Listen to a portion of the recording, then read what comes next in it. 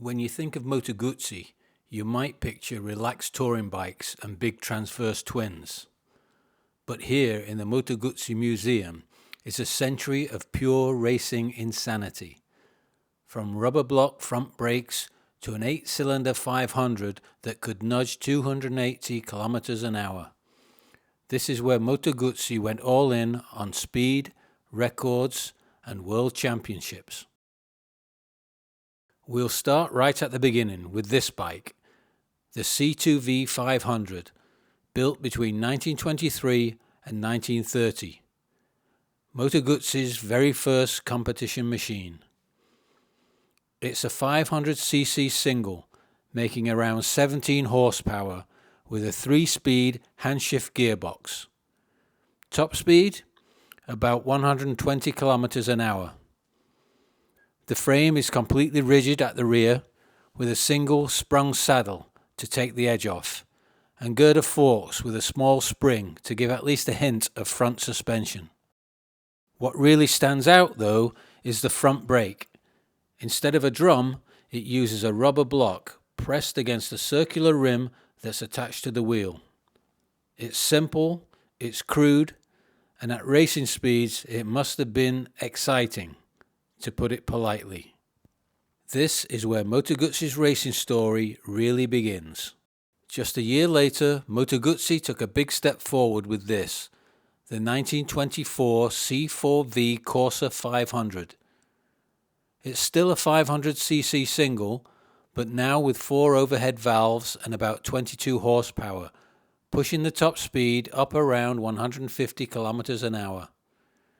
Once again, we've got a rigid rear, a girder front end, and a 3-speed handshift.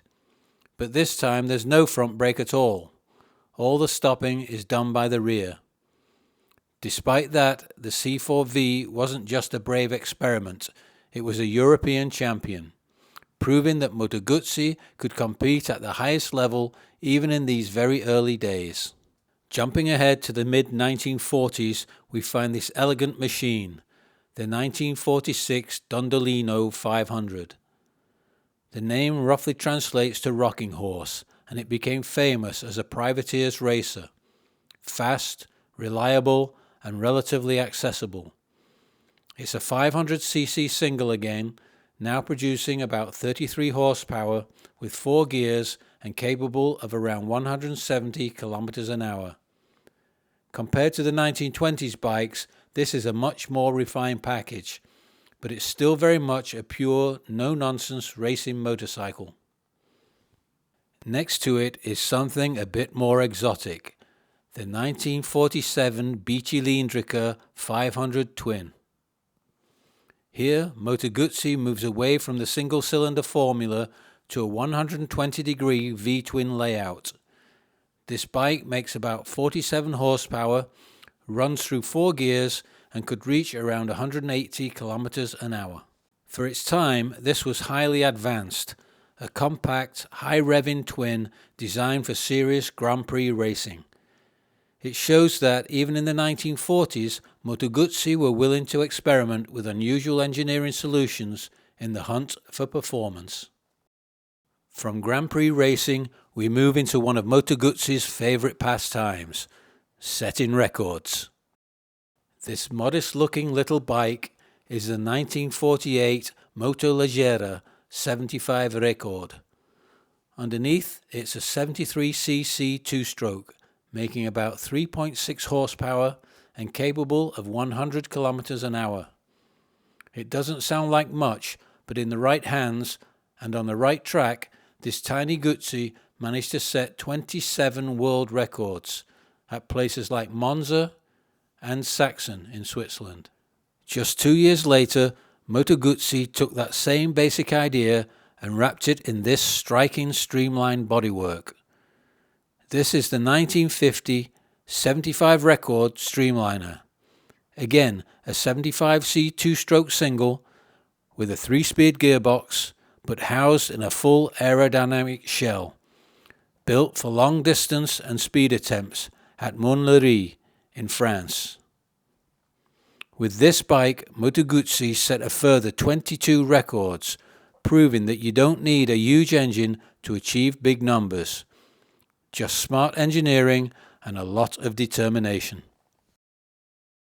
Fast forward to 1969 and the record-breaking theme continues with this imposing machine, the 750 V7 Record. Here we've got a 90-degree V-twin producing around 68 horsepower, weighing about 158 kilos and driving through a 4-speed gearbox. At the Monza circuit, this bike set some seriously impressive figures. An average speed of 218.426 kilometers an hour over 100 kilometers and 205.932 kilometers an hour averaged over 1,000 kilometers. Those are huge numbers for the time, and they show how Moto Guzzi use record attempts not just for publicity, but as a way to test and refine their big twin technology. Next up is one of the most intriguing bikes in the museum, the 1952 250 Compressore versione Record. This is a 250cc single but with a twist. It's supercharged. In this configuration, it produced around 48 horsepower, could reach about 220 kilometers an hour, and used a 4-speed gearbox. One detail that really stands out is the solid disc rear wheel, fitted to improve aerodynamics and stability at high speed. It's a great example of how Moto Guzzi treated racing and record attempts as rolling laboratories for new ideas. Beside it sits a true legend, the 1955 350 GP. This is a 350cc single making around 35 horsepower with 5 gears, but the headline stat is simple.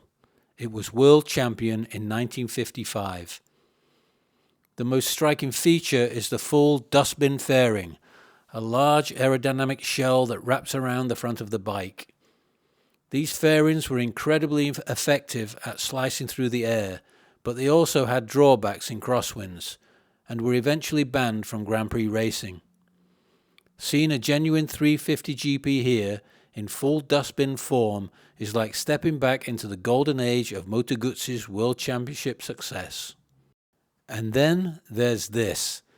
If one bike sums up Moto Guzzi's most ambitious engineering, it's the 1955-57 8-cylinder 500. Hidden inside that fairing are 8 tiny cylinders, each just 62.3 cc's, for a total of 500 cc's. The engine produced around 80 horsepower. The bike had 5 gears, weighed about 162 kilos, and was capable of up to 280 kilometers an hour. Extraordinary figures for the 1950s. The bike wears another full dustbin fairing, developed using Moto Guzzi's own wind tunnel, and it carries a huge fuel tank built for long Grand Prix distances. It was fast, complex, and demanding to ride, so much so that even top riders approached it with a lot of respect. Today, it stands out as one of the most iconic racing motorcycles ever built. Skipping ahead a few decades, we arrive at the 1987-88 Daytona 1000R. This is classic modern Guzzi territory. A 90-degree V-twin, now with 4 valves per cylinder and electronic ignition, producing around 120 horsepower. Power goes through a 5-speed gearbox, and the bike is good for roughly 250 kilometers an hour. The Daytona isn't just a pretty face. It earned its stripes on the track, taking the AMA Pro Twins Championship in 1987.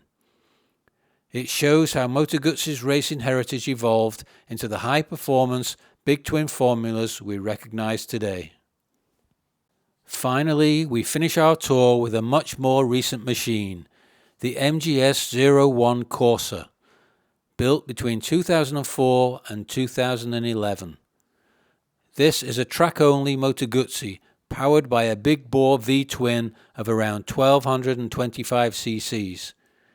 The bike weighs about 192 kilos, can reach 250 kilometers an hour and was created specifically to compete in series like Battle of the Twins and Italian Super Twins. It wasn't just a showpiece either.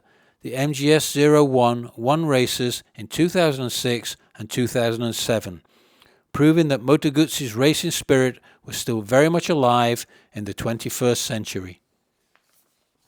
From handshift singles with rubber block front brakes to supercharged record bikes, world champions and Wild V twins, these competition machines tell an incredible story of Moto Guzzi's racing journey. Standing here in the museum, surrounded by all this history, it's easy to forget that most people only ever see Moto Guzzi on the road, not on the track or chasing records at Monza or Montlhéry. In future videos, I'll be looking at some of the road bikes and police motorcycles on display here as well, to explore how this racing heritage influenced the machines we know today. If you enjoyed this journey through the Moto Guzzi Museum's racing heritage, please consider liking the video, subscribing to the channel, and joining me for the next part of the tour. Thanks for watching, and I'll see you in the next one.